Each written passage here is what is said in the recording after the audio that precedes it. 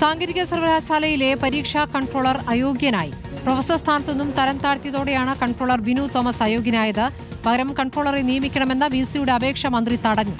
IHRD director VA അരുൺകുമാറാണ് ബിനു തോമസിനെതിരെ നടപടിയെടുത്തത്. സർക്കാർ നിർദ്ദേശം മറികടന്നുള്ള VSന്റെ മകന്റെ നടപടിയിൽ മന്ത്രിക്ക് അതൃപ്തിയുണ്ട്. ഗോപാൽ ഷിരാസനിൽ വിവരങ്ങളുമായി. ഗോപാൽ ഷിരാസനിൽ എന്താണ് നമുക്കിപ്പോൾ അറിയാനാകുന്നത്? എന്തിനാണ് ഇപ്പോൾ തരം താഴ്ത്തിയത്? അതോടൊപ്പം തന്നെ ഇപ്പോൾ അയോഗ്യനാകുകയും ചെയ്തിരിക്കുന്നു കൺട്രോളർ.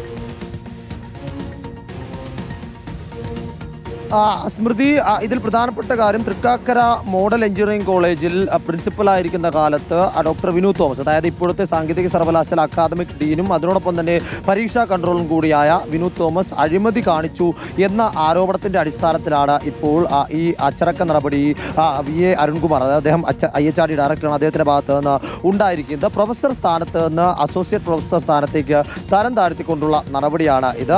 ഇതോടുകൂടി തന്നെ പരീക്ഷാ കൺട്രോൾ സ്ഥാനത്തുനിന്നും അതിനോടൊപ്പം തന്നെ ഈ അക്കാദമിക് ഡീൻ സ്ഥാനത്ത് നിന്നും അദ്ദേഹം അയോഗ്യനാക്കപ്പെടും. കാരണം ഇതിന്റെ രണ്ടിന്റെയും പ്രധാനപ്പെട്ട യോഗ്യത എന്ന് പറയുന്നത് പ്രൊഫസർ തസ്തികയാണ്. പ്രൊഫസർഷിപ്പ് ഇല്ലാത്തൊരു അധ്യാപകന് ഈ സ്ഥാനത്തിരിക്കാൻ യോഗ്യതയില്ല. അതോടുകൂടി തന്നെയാണ് അദ്ദേഹത്തിന്റെ ഈ സ്ഥാനത്ത് നിന്നുള്ള അയോഗ്യത കൽപ്പിക്കപ്പെടുന്നത്. അതേസമയം തന്നെ മറുവശത്ത് ഈ IHRD ഡയറക്ടർ അരുൺകുമാറിനെതിരെ ഹൈക്കോടതിയിൽ അദ്ദേഹത്തിന് എതിരെ നൽകിയ ഹർജിയിലുള്ള വ്യക്തിവൈരാഗ്യമാണ് വിനു തോമസിനെതിരെ തീർത്തത് എന്ന ആരോപണം CPM സംഘടനയും വിനു തോമസും മുന്നോട്ട് വെക്കുന്നുണ്ട്. എന്താണെങ്കിലും ഈ വിഷയത്തിൽ മന്ത്രി R ബിന്ദു വിനു തോമസിനെ സംരക്ഷിക്കുന്ന നിലപാടാണ് സ്വീകരിച്ചിരിക്കുന്നത്.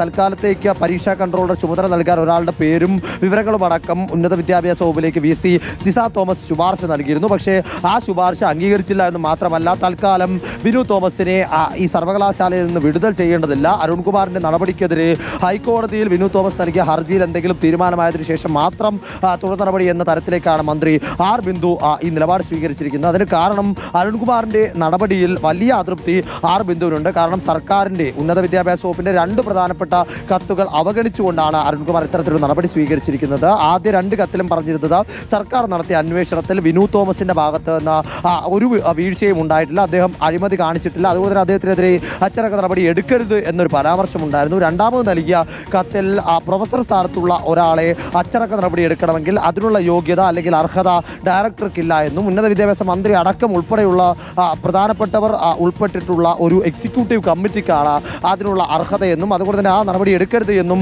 ഒരു തവണ രേഖാമൂലം തന്നെ പ്രിൻസിപ്പൽ സെക്രട്ടറി വഴി ബിന്ദു ഇത്തരത്തിൽ VA അരുൺകുമാറിനെ അറിയിച്ചിരുന്നു. പക്ഷേ ആ രണ്ട് കത്തുകളെയും വകവെച്ചില്ല.